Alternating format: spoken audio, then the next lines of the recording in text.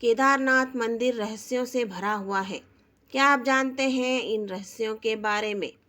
केदारनाथ का सबसे बड़ा रोचक तथ्य व रहस्य यहाँ पर स्थित शिवलिंग है।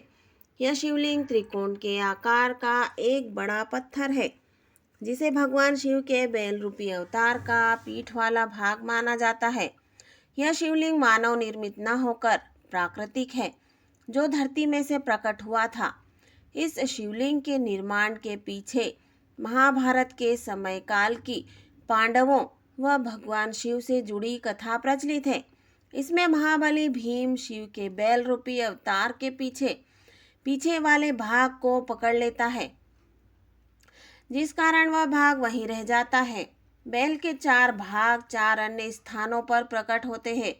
इन्हीं 5 स्थानों को सम्मिलित रूप से पंच केदार के नाम से जाना जाता है।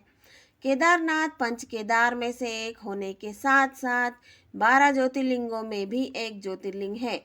दरअसल एक समय में नर व नारायण भगवान विष्णु इस जगह पर भगवान शिव की तपस्या कर रहे थे। उनकी तपस्या से प्रसन्न होकर शिव ने उन दोनों को दर्शन दिए। इसके बाद शिव ने अपने एक रूप को हमेशा एक स्थल पर ज्योतिर्लिंग के रूप में निवास करने का आशीर्वाद दोनों को दिया।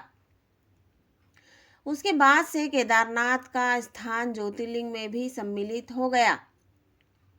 केदारनाथ मंदिर का निर्माण बड़े बड़े पत्थरों, चट्टानों, शिलाखंडों से किया गया है।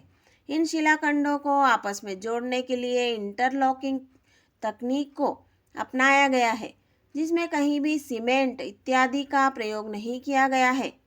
अब इसमें सबसे बड़ा रोचक तथ्य व रहस्य यह है कि केदारनाथ स्वयं समुद्र तल से 22,000 फीट की ऊंचाई पर स्थित है। इतनी अधिक ऊंचाई पर इतने विशाल शिलाखंडों को पहुंचाना व फिर उन्हें एक के ऊपर एक रखकर इंटरलॉकिंग करना किसी मानव के लिए सक्षम नहीं दिखता। मंदिर निर्माण का यह अद्भुत रूप इसे और रोचक बना देता है। केदारनाथ मंदिर भक्तों के लिए केवल 6 माह तक ही खुलता है।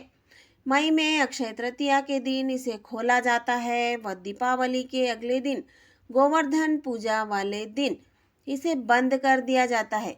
उसके बाद मंदिर के कपाट 6 माह तक बंद रहते हैं। वह भगवान शिव के प्रतीकात्मक स्वरूप को नीचे उखी मठ में स्थापित कर दिया जाता है। ऐसा इसलिए किया जाता है क्योंकि उस समय यहाँ भीषण बर्फबारी होती है। इस कारण वहाँ के स्थानीय नागरिक, दुकान वाले, प्रशासन के अधिकारी व अन्य लोग वहाँ से नीचे रहने चले जाते हैं।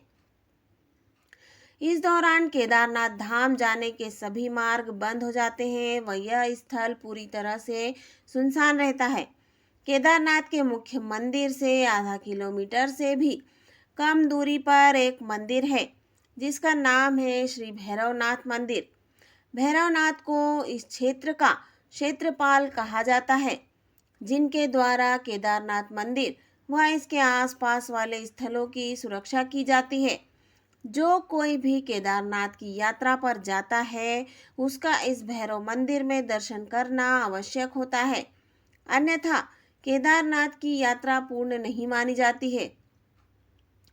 सर्दियों में बाबा भैरवनाथ के द्वारा ही केदारनाथ मंदिर की सुरक्षा व पूजा की जाती है।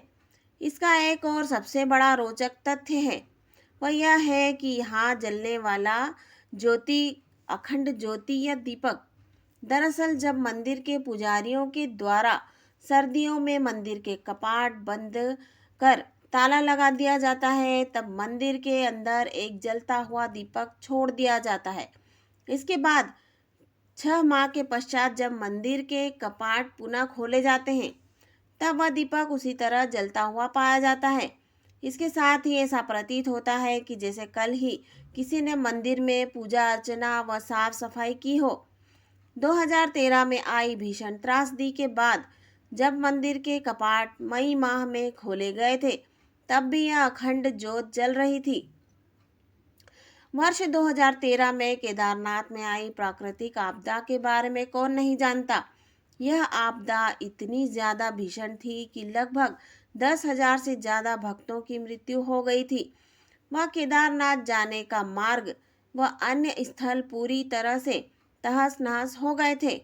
लेकिन आश्चर्य की बात यह थी कि मुख्य मंदिर को कुछ भी नुकसान नहीं पहुंचा था। इसका कारण था बाढ़ के पानी में बहकर आई एक विशाल चट्टान, जिसे आज हम भीमशिला के नाम से जानते हैं। 2013 में जब बाढ़ का पानी तेज गति से केदारनाथ मंदिर की ओर बढ़ रहा था, तब उस पानी के साथ एक विशाल चट्टान भी बहती हुई मंदिर तक आई और ठीक मंदिर के पीछे आकर रुक गई। बाढ़ का पानी उस चट्टान से टकराकर दो भागों में बट गया। वह मंदिर के दोनों ओर से निकल गया। इस कारण मंदिर को कुछ भी नुकसान नहीं हुआ था। यह एक चमत्कार ही था जिसे संपूर्ण विश्व ने देखा था। केदारनाथ ने केवल 2013 की प्राकृतिक आपदा ही नहीं झेली थी, बल्कि 400 वर्षों तक यह मंदिर बर्फ में ढका रहा था। जी हाँ, सही सुना आपने। वाडिया इंस्टीट्यूट हिमालय देहरादून के द्वारा एक शोध किया गया जिसमें बताया गया कि 13वीं शताब्दी से लेकर 17वीं शताब्दी तक इस जगह पर भीषण बर्फबारी हुई थी। उस बर्फबारी में न केवल केदारनाथ मंदिर बल्कि संपूर्ण क्षेत्र बर्फ में दब गया था। तब 400 वर्षों तक केदारनाथ मंदिर पूरी तरह से बर्फ में ढका रहा था। उसके बाद 17वीं शताब्दी में बर्फ हटने के बाद मंदिर पुनः देखने में आया और फिर से यहाँ की यात्रा शुरू कर दी गई। मंदिर की दीवारों पर बर्फ से ढके होने के निशान आज तक देखे जा सकते हैं। केदारनाथ मंदिर से जुड़ा एक और रोचक तथ्य जिससे जुड़ा हुआ है वो है यहाँ के पुजारी। सदियों पहले जब भारत की भूमि पर आदि शंकराचार्य ने जन्म लिया था, तब उनके द्वारा केदारनाथ मंदिर का पुनः निर्माण किया गया था। साथ ही उनकी समाधि भी केदारनाथ मंदिर के पीछे स्थित है। आदि शंकराचार्य के द्वारा केदारनाथ मंदिर की देखभाल व पूजा अर्चना का कार्य कर्नाटक राज्य के वीराशैल जंगम समुदाय के ब्राह्मणों को सौंपा गया था। तब से यह परंपरा आज तक चली आ रही है। इसके साथ ही मंदिर के सभी पूजा अनुष्ठान व कार्य कन्नड़ भाषा में ही किए जाते हैं। पुराणों में यह भविष्यवाणी है कि भविष्य में केदारनाथ धाम लुप्त हो जाएगा।